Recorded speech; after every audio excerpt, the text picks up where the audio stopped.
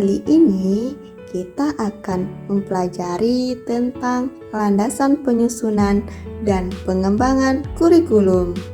Yang pertama, landasan filosofis. Filosofi adalah studi tentang pertanyaan-pertanyaan dasar mengenai eksistensi, pengetahuan, nilai, etika, dan realitas. Landasan filosofis adalah dasar-dasar atau prinsip-prinsip yang menjadi pijakan dalam memahami dan menganalisis persoalan-persoalan filosofis. Berikut adalah beberapa landasan filosofis yang sering dibahas dalam dunia filosofi. Yang pertama, epistemologi. Epistemologi adalah cabang filosofi yang mempelajari tentang pengetahuan. Landasan filosofis dalam epistemologi mencakup pertanyaan-pertanyaan mengenai sumber dan batasan pengetahuan, bagaimana kita memperoleh pengetahuan, dan apakah pengetahuan itu objektif atau subjektif. Yang kedua, metafisika. Metafisika adalah cabang filosofi yang mempelajari tentang realitas atau eksistensi. Landasan filosofis dalam metafisika melibatkan pertanyaan-pertanyaan mengenai hakikat realitas, hubungan antara pikiran dan materi, dan apakah ada alam semesta yang lebih tinggi atau spiritual. Yang ketiga, etika. Etika adalah cabang filosofi yang mempelajari tentang moralitas dan nilai-nilai. Landasan filosofis dalam etika melibatkan pertanyaan-pertanyaan mengenai apa yang benar dan salah, bagaimana kita harus bertindak, dan apakah ada standar universal dalam etika. Yang keempat, logika. Logika adalah cabang filosofi yang mempelajari tentang pemikiran dan argumen yang benar. Landasan filosofis dalam logika melibatkan aturan-aturan dan prinsip-prinsip dalam berpikir yang rasional, termasuk penggunaan premis dan kesimpulan yang valid. Yang kelima, estetika. Estetika adalah cabang filosofi yang mempelajari tentang keindahan dan seni.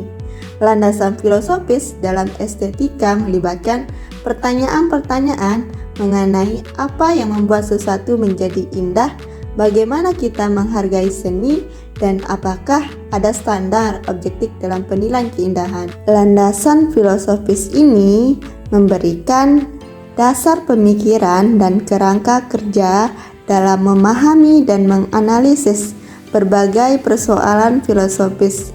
Namun, penting untuk diingat bahwa filosofi adalah subjek yang kompleks dan terus berkembang, sehingga landasan filosofis ini dapat berbeda-beda tergantung pada perspektif dan aliran filosofi yang dianut.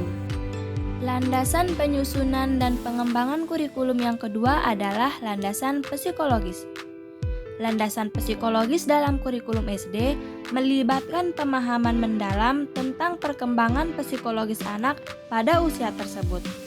Ini mencakup aspek kognitif, emosional, dan sosial, serta memperhatikan keunikan individual setiap anak.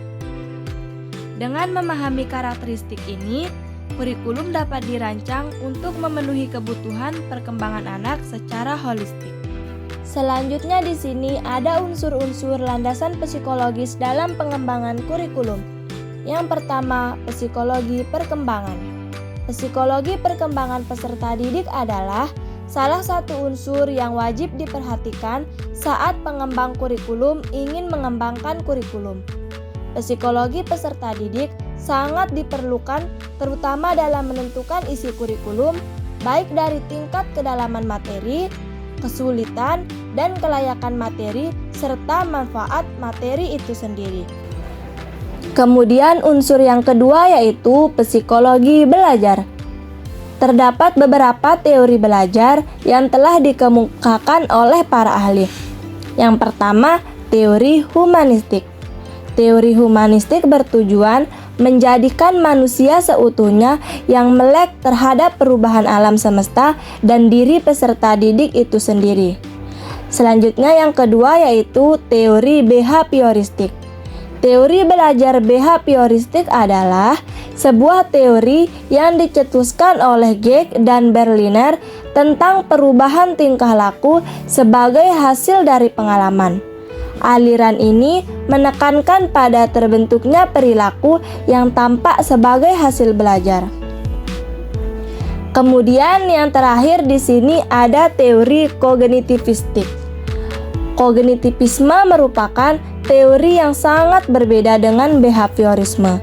Kognitivisme memberikan perhatian besar terhadap kemampuan berpikir manusia sebagai modal awal dalam belajar, dan inilah yang tidak menjadi perhatian teori behavior. Kognitivisme meyakini bahwa belajar adalah hasil usaha individu dalam memaknai pengalaman-pengalamannya yang berkaitan dengan dunia di sekitarnya. Oleh sebab itu, belajar adalah proses yang melibatkan individu secara aktif. Landasan penyusunan dan pengembangan kurikulum selanjutnya ialah landasan sosial budaya.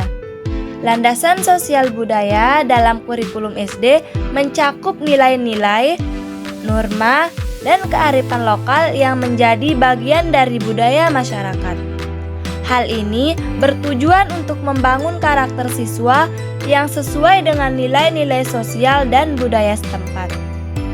Dengan diintegrasikannya landasan sosial budaya, kurikulum SD diharapkan mampu memberikan pendidikan yang relevan dan mendukung pengembangan identitas serta keberagaman siswa.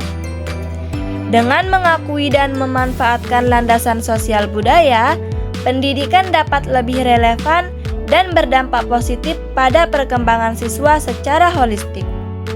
Landasan iptek. Teknologi adalah aplikasi dari ilmu pengetahuan untuk memecahkan masalah praktis. Ilmu dan teknologi tidak bisa dipisahkan dan selalu berkembang dengan seiring lanjutnya. Perkembangan masyarakat pendidik merupakan upaya menyiapkan mahasiswa menghadapi masa depan dan perubahan masyarakat. Maka pengembangan kurikulum haruslah berlandaskan ilmu, pengetahuan, dan teknologi. Ini merupakan hal yang penting yang dapat memperluas uji perspektif. Ada juga faktor-faktor yang ada dalam pengembangan kurikulum. Pengembangan kurikulum berlandaskan faktor-faktor sebagai berikut.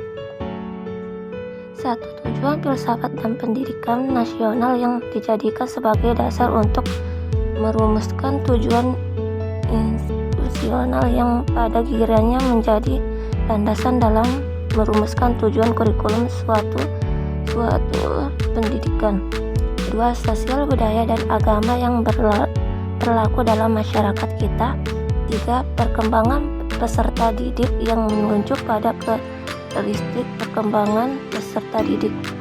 Yang keempat, keadaan lingkungan yang dalam arti luas meliputi lingkungan manusiawi, institusional, lingkungan kebudayaan, termasuk kultural dan lingkungan hidup biologis, serta lingkungan alam geoekologis.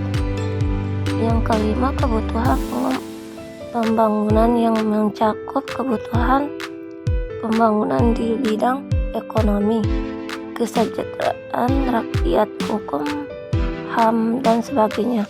Yang keenam, perkembangan ilmu, pengetahuan, dan teknologi yang sesuai dengan sistem nilai dan kemanusiaan serta budaya bangsa.